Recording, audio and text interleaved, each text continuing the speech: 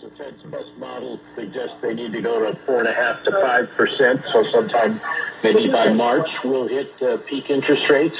But they also will be keeping an eye on all of the data, and they could change their minds if it suggests that we're starting to slow down. It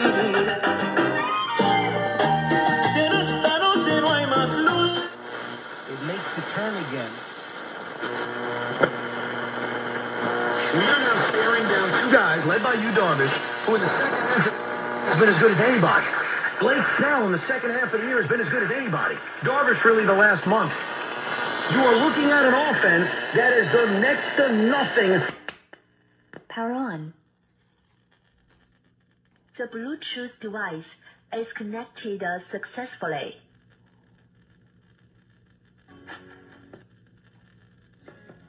First Light by Och.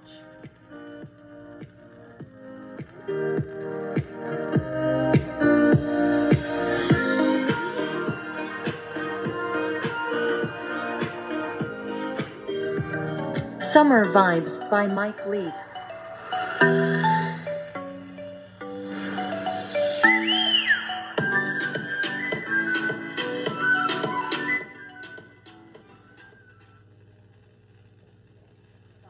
By Smith the Mister.